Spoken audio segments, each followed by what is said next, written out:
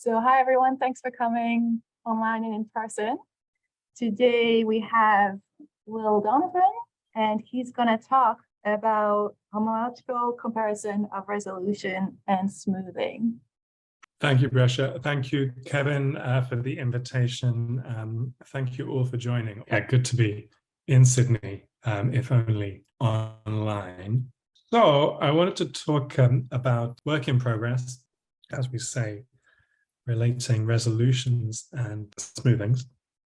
So let me give the simplest example of those to orient us, and then we'll work towards the setting that I'll prove things in.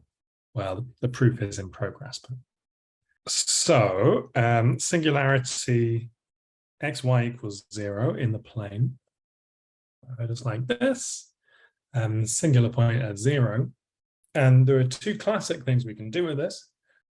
We can resolve, so separate those two branches of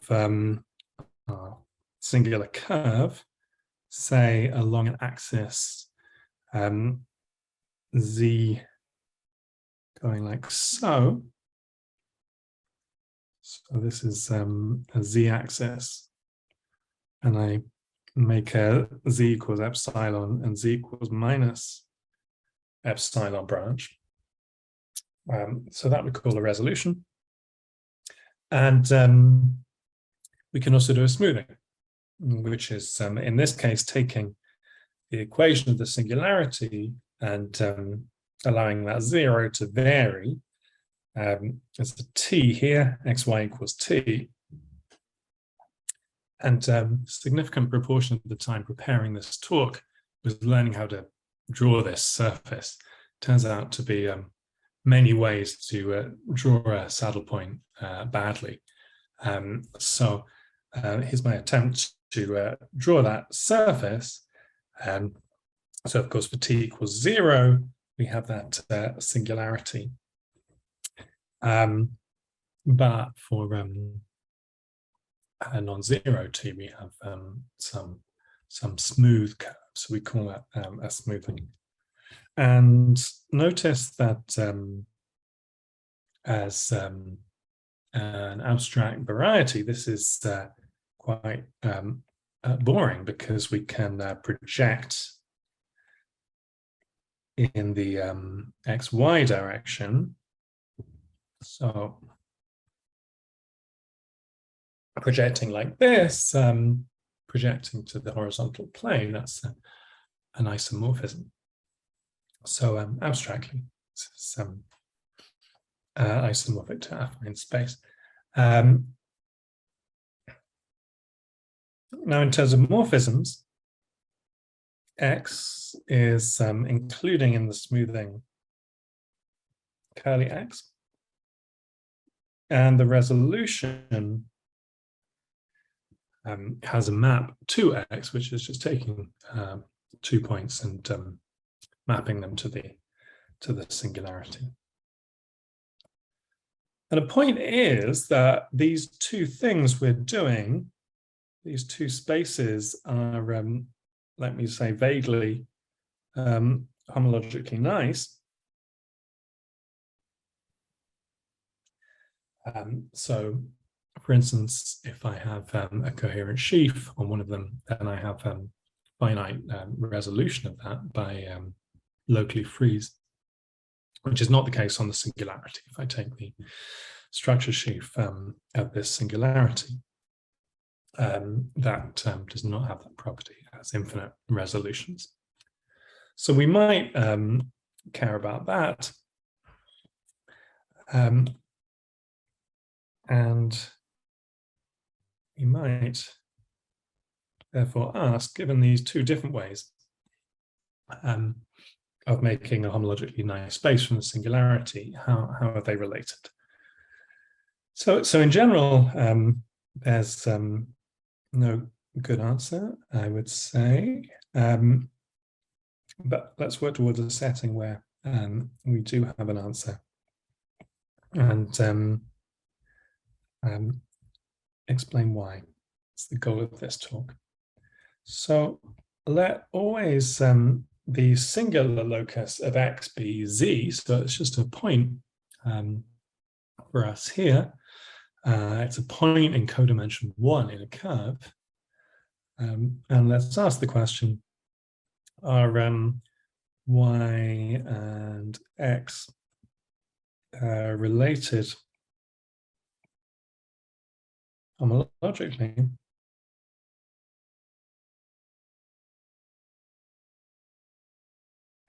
And we'll give some answer. Yes, particularly nicely for codimension of z is equal to 3. So that is not this example. This example is just for orientation. The examples we're working on are in higher dimension. Okay. So planning to do this. Yeah, that works, I think. So you can see a bit back from what I'm writing. So let me define a smoothing in general.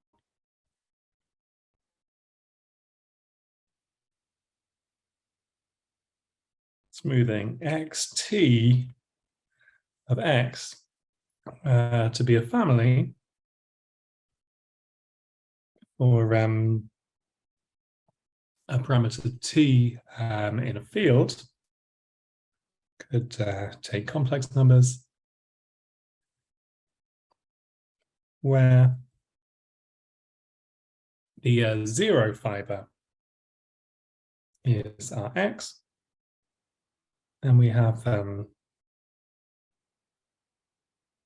smooth generic fibers.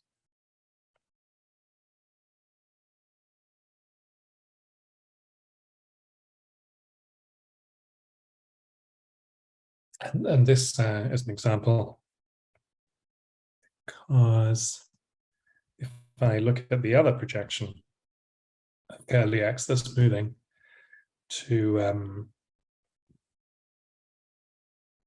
A1T, then generic fiber looks like, let's try and draw, looks like a hyperbola like so.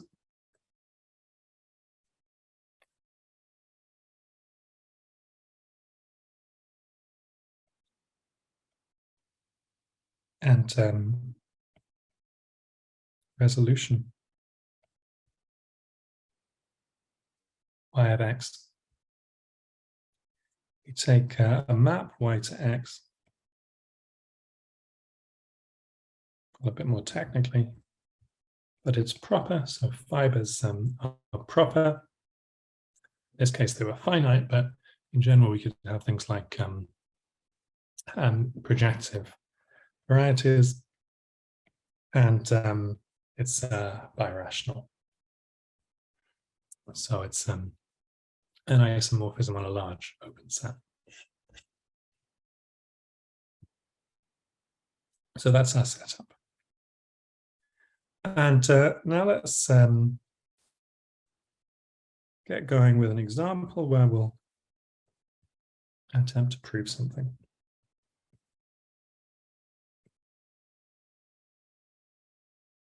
It's an example used from one point of view, from geometric representation theory. So let's take algebra SL2. The flag variety for that is G mod B. So copy of the projective line and Springer resolution. Let's move over a bit.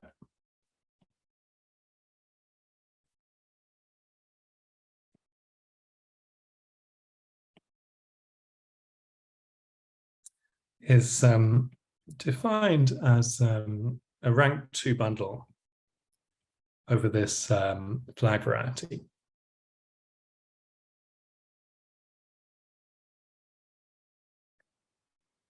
And then we have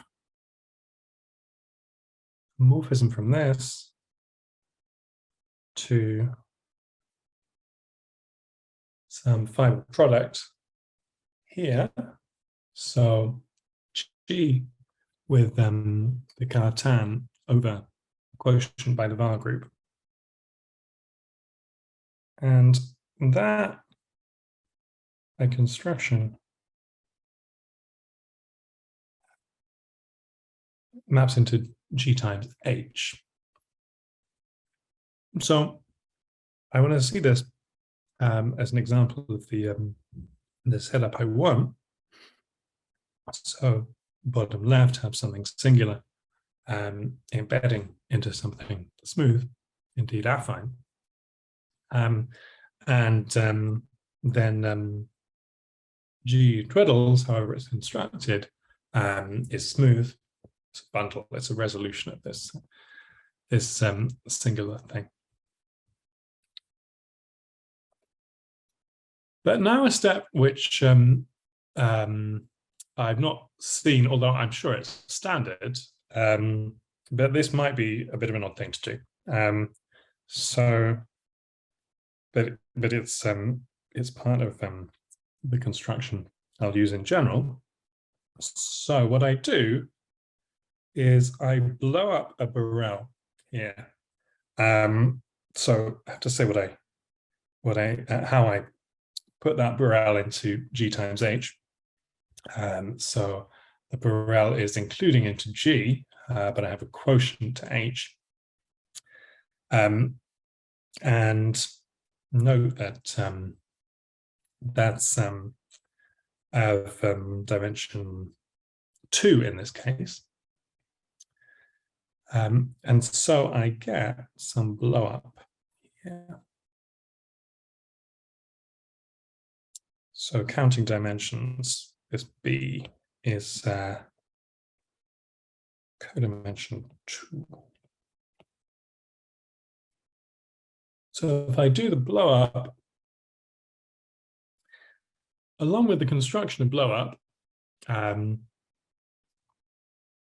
we can take transforms of morphisms that go into the variety we start with. So this is called the proper transform or the strict transform.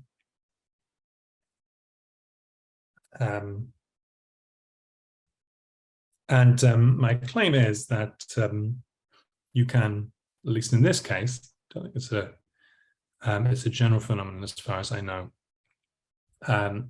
Think of the Springer resolution as the transform under this blow up. So if this is not familiar, I'll do some sketch below to give some feeling for it, I hope.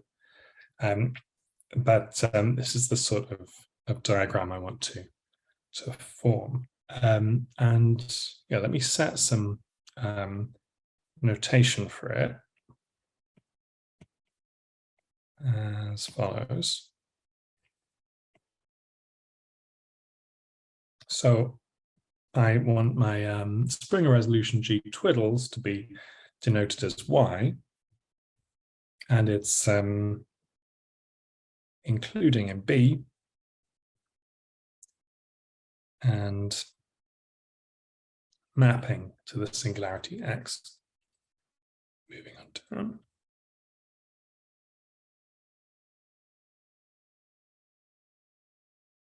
Which is including in the smoothing X. And then B is the blow up in some locus of that.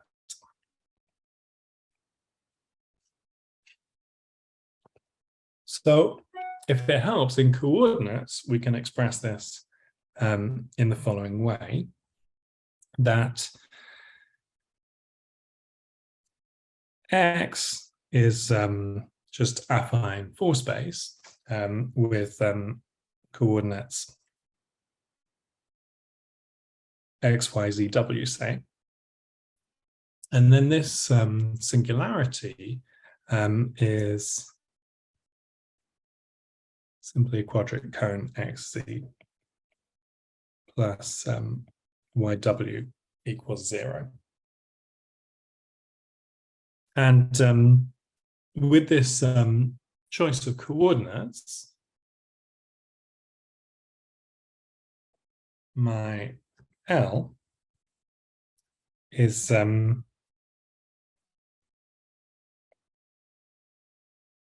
plane with coordinates x, y.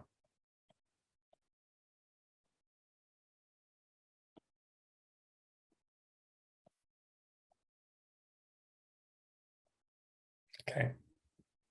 So there are some steps I'm missing out in the sense that these coordinates I'm choosing are not the entries in the matrix for the standard presentation of SL2.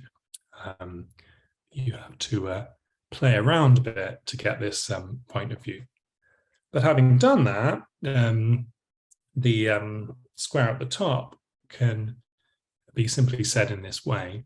You take 4 space, blow it up along a 2-plane. And this singularity in it transforms under the blow up to the Springer resolution. And in this point of view, let me sketch some pictures that I find helpful for seeing what's happening here. So we have the plane L,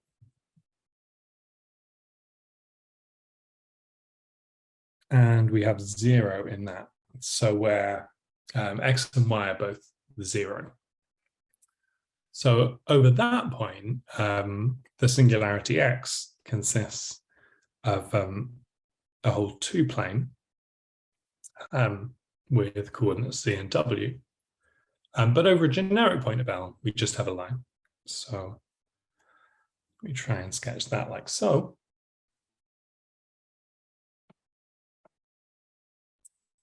But then I blow up, and so this is my blow up with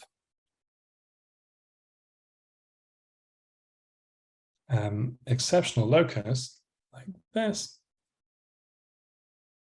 And what I'm trying to indicate there is that I have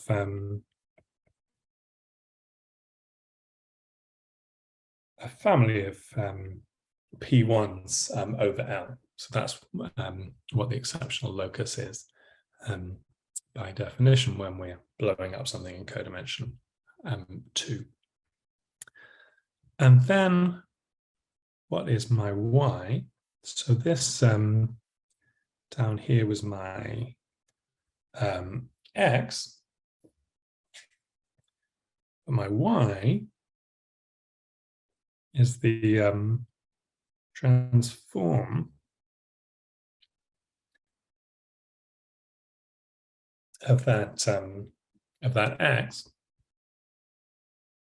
And what that does is include in Y a sort of minimal intersection with the exceptional locus. So if I take one of these lines here, so that's coming into L at a certain direction, and that gets recorded by the way it intersects the exceptional locus. So let me do that in a different color. So similarly with all the lines along here, we get that intersection. But this plane here intersects intersects L in lots of different directions, and the result is we get a P1. So yeah, so this red is now the intersection of Y and the exceptional locus of this blow-up B.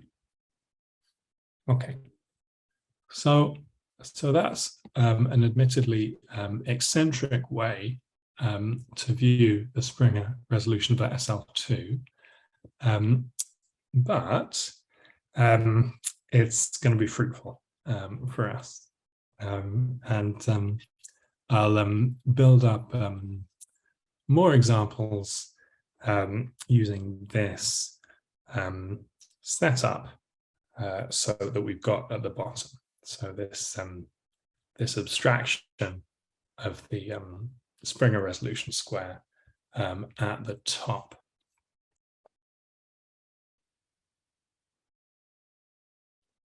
So setup is going to be the following.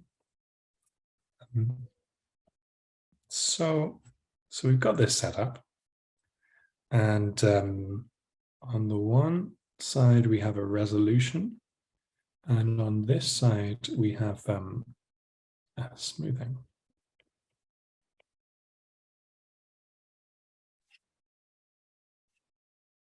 And let's call these F and I if we need letters.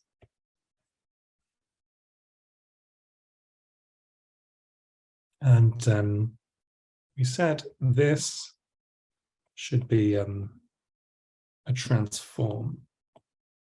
So there's a general notion for a blow-up of having a transform square. So that's what I want here. And so assume, and this is a bit preliminary,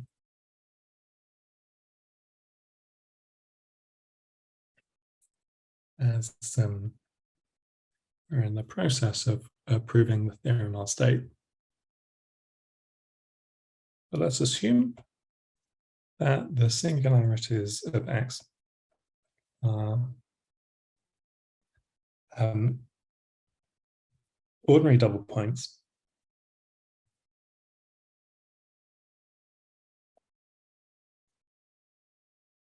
along some singular locus, which recall we say is Z. So in the example on the right, Z is just a point again. It's just the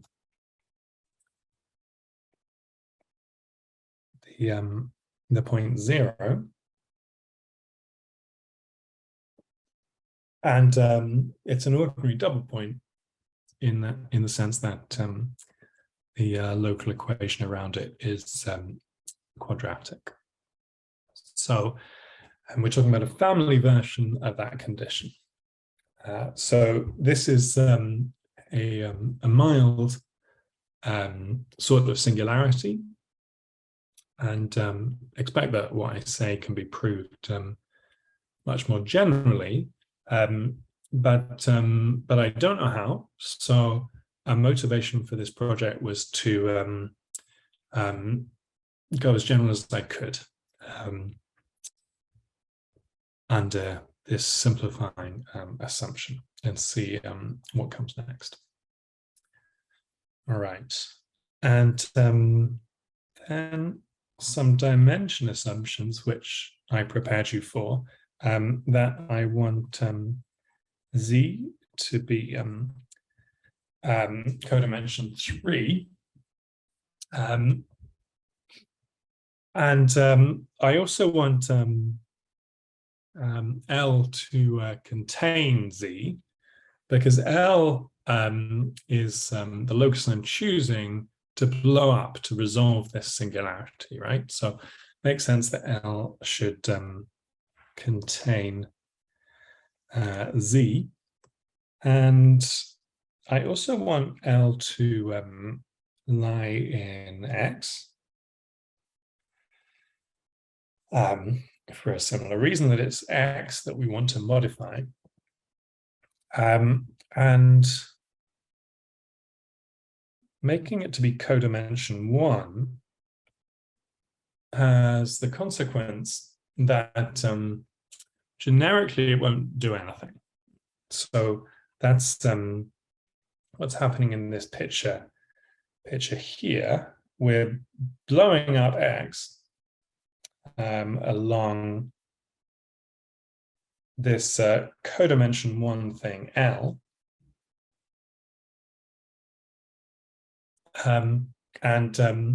So generically, we're blowing up something in codimension 1, and such a blow up does nothing, but the codimension, well, if we're looking fibre-wise, the codimension jumps up to 2 here, and that inserts a P1.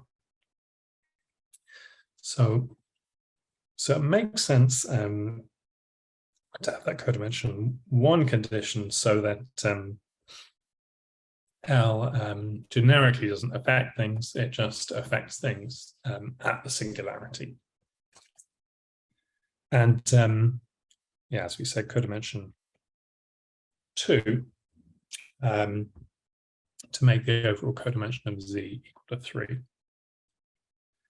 And I also require some transversality of intersections. And let me be mysterious about that, partly because I'm not fully sure what I need yet. Okay, so let me give some examples then. So there's a natural way to build examples in this setup, and that's that I let X be a vector bundle of rank 2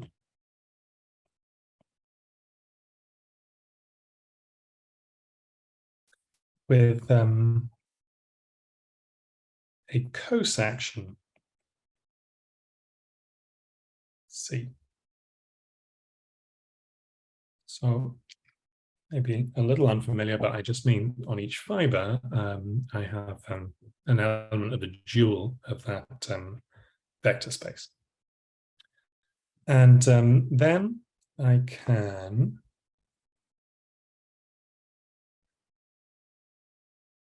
make an example of this setup by putting,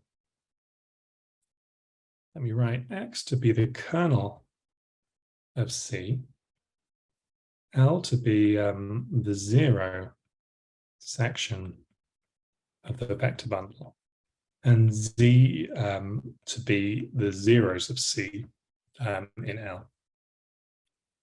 So say this L is the 0 section, and this is some fiber over which the cosection is 0. So I get a point Z in the 0 section L. And then if I have the other fibers, then the kernel of the cosection, well, in that fiber where C is 0, the cosection on any point in that fiber is going to be 0. So the whole thing is in the kernel. But generically, when C is non-zero, it's cutting out a line. So a changing line in the fiber. So that's going to be my X. So the idea is that this picks out an abstract version of the setting we had before. So to make that explicit, that example 1 was when I take X to be the bundle over the dual of the 2-dimensional vector space with fiber a 2-dimensional vector space, and then you have C tautological section. So that makes the first example we had. But the examples I'm really interested in are where the base is non-trivial. So if I take as a first example, the cotangent bundle of P2 and see some generic co-section of that. So I could think of that as a tangent field.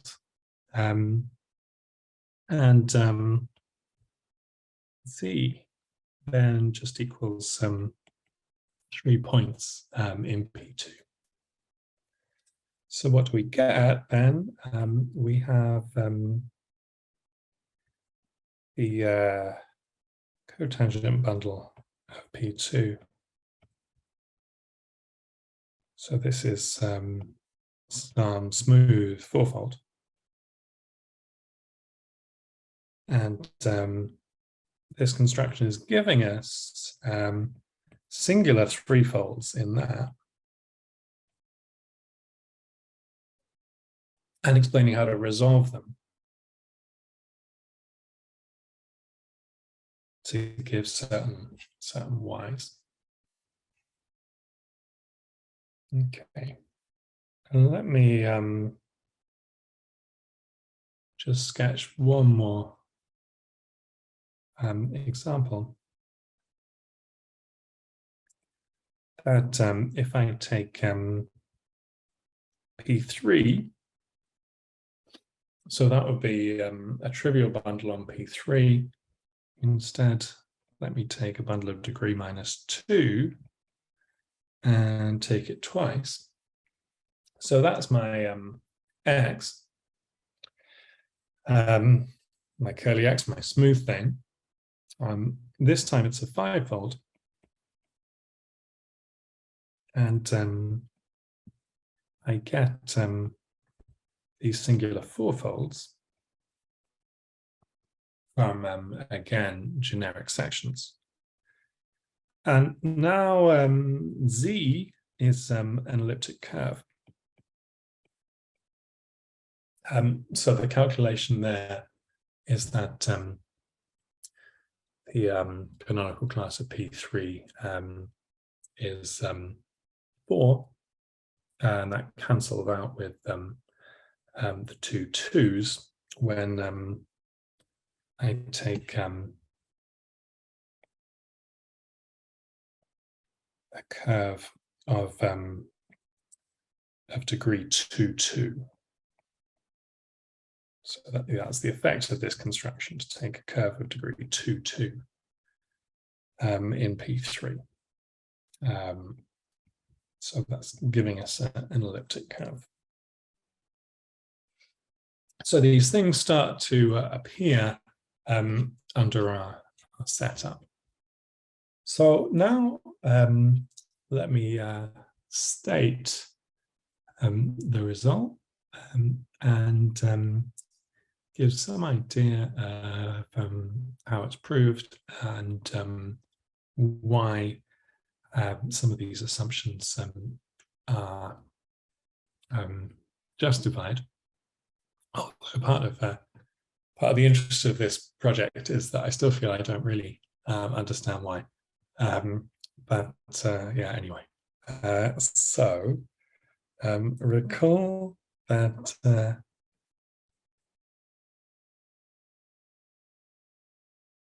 I mean, the number 3 is always special, right? Okay. So we had this set up, the resolution and the smoothing.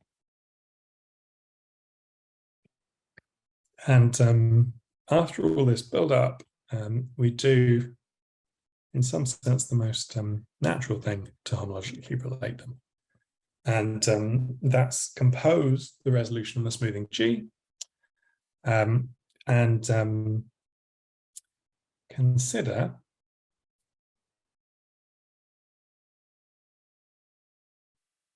dy and dx. So these are derived categories of coherent sheaves.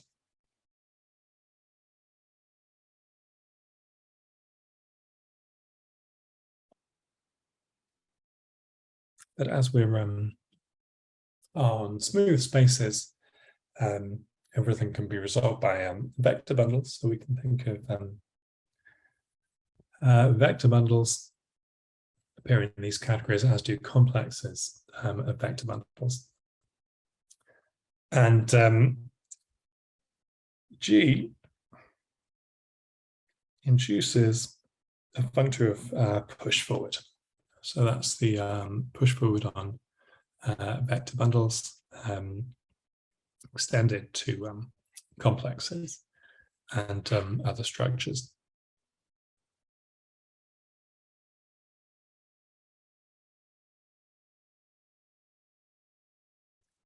And now this induces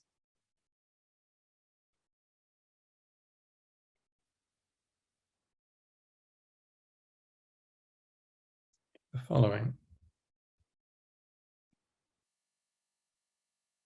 That if I take an object in dy, you can think of a vector bundle, and I consider for the adjunction between the push forward and the pullback, consider the component of the co-unit, then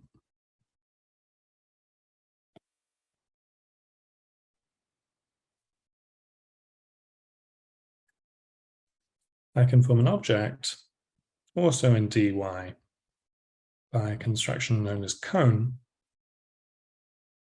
So this is a way to make a complex out of a morphism like that. So we interpret the morphism as a complex, and in fact this gives a functor from dy to itself. Take this endofunctor of dy, so recall that's my resolution and x is my smoothing. And the result is that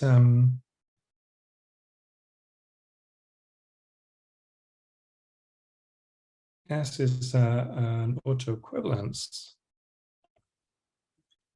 of dy, so a symmetry of the category, and it respects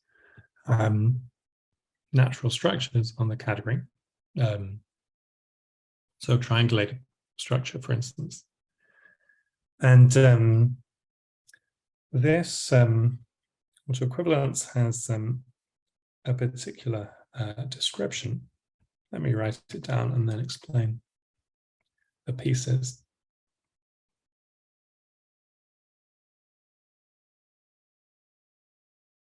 So coming from the geometry of the singularity. So I should mark this as in progress. So I believe it to be true, but I'm writing it down. Okay, so S is, well, let's go from the back. S is a shift by one, so that means shifting complexes in homological degree 1. And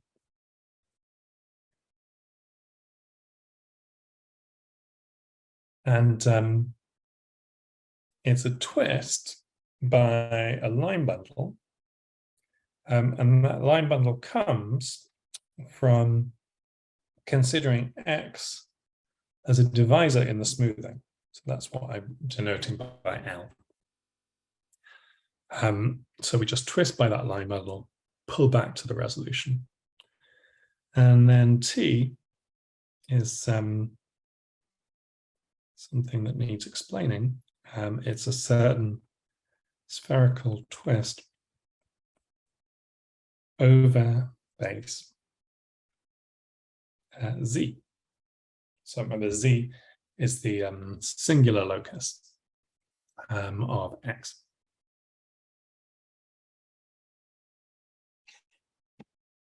So some remarks on this.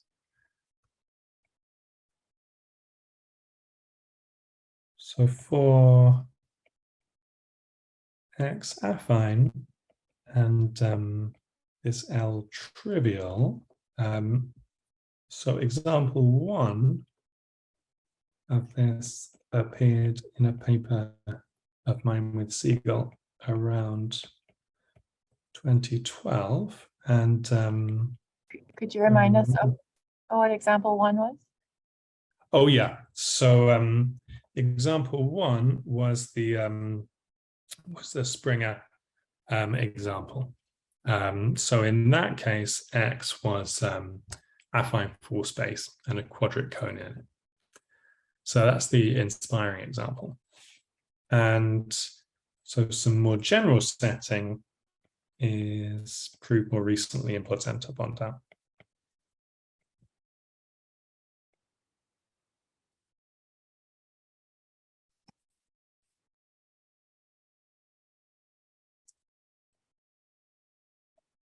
Yeah, and on generalizations, let me maybe say more later, but so expect similar for singularity X determinantal.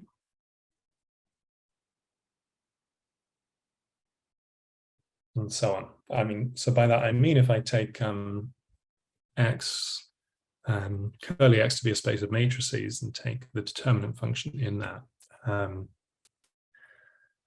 expect similar things can be proved. But yeah, this is a step in that direction. Yeah, so let me in these last minutes say something about why this is true and why the assumptions are necessary.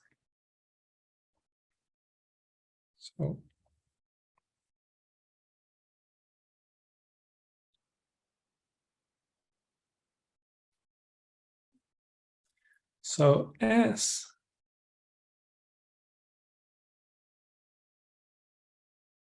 in somewhat abbreviated form is the cone on the co-unit. And this T is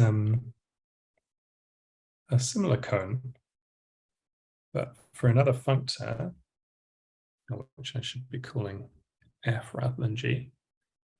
So FR.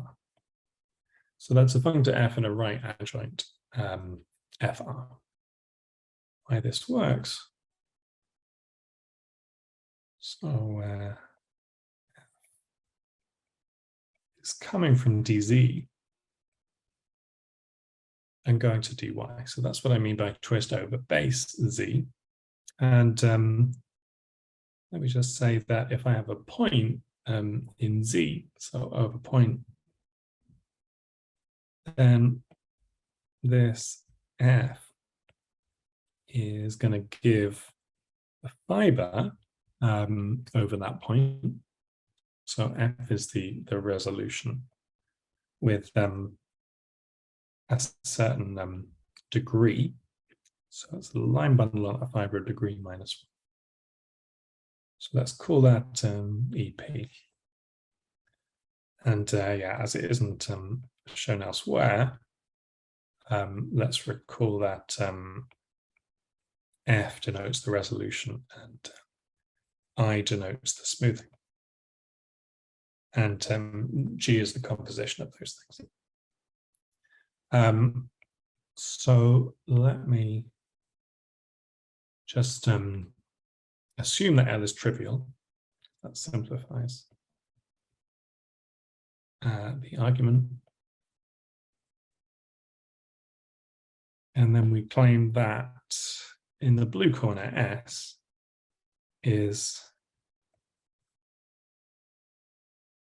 just T in the red corner with shift by 1. So then a hint at the proof is the following.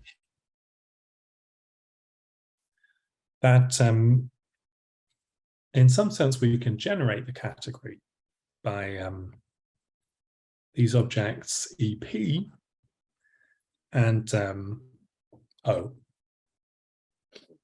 So at least we can generate the category with respect to F.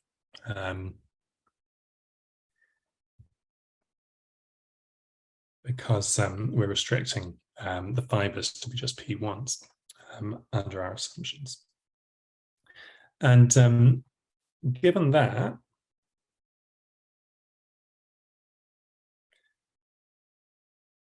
we can calculate what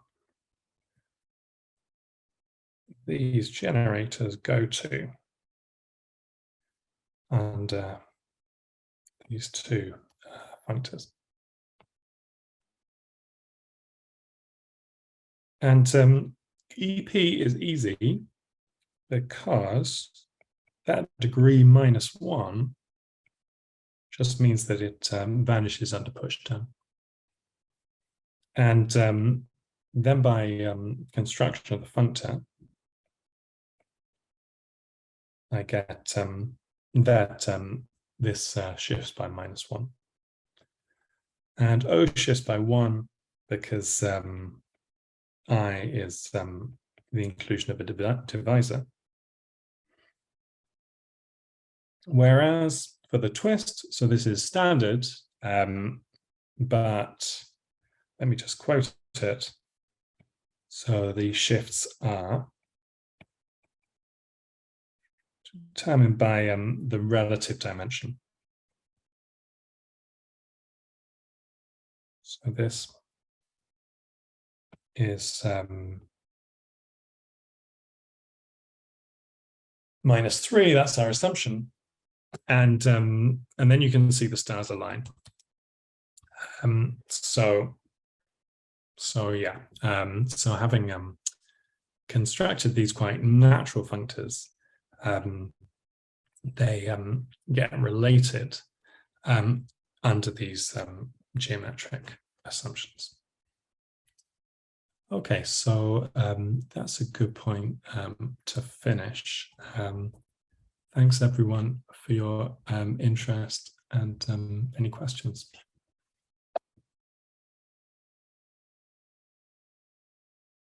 While we're waiting, could you show the assumptions again?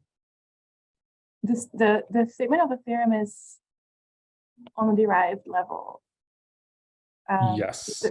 So to what extent are these assumptions really on the functors rather than, or maybe they are equivalent to some statement about the push forward and the pull back, or? Right, yeah, so how much could we abstract those assumptions to the category level? Or is that what you do in the proof, or not at all? It's not actually, as in, so these assumptions have category level consequences. So it's things like certain commutative squares become Cartesian. So that's what transversality gives. And the codimension assumptions, and we saw a hint of this, control shifts. I mean, for instance, if I have the cohomology of some compact thing considered as an object, then the degree of the top cohomology is going to be given by that dimension shift. And so analogously, the codimension controls shifts, including this one. Yes, it's worth saying that all the shifts are a matter of convention, but they're all important, at least relatively. Yeah, But about the singularity assumption, that I've not thought about. Can you categorically characterize that notion of ordinary double point, so being quadratic? Or if not, yeah. where does it come up in the proof? In what? Because you immediately go to derived level, right? So. Yeah. So it comes up in a place that I've not had a space to explain. That's that in this setup, I want to base change to, I want to base change to L, and I want to use the fact that this map is blow up of Z. So that's something I see directly under ordinary double point. I think is more complicated generally. So that's absolutely something to get clear in the interest of generalizing this. Thanks. Let's thank Will again. Yeah, I look forward to see people in person before too long. Thank you.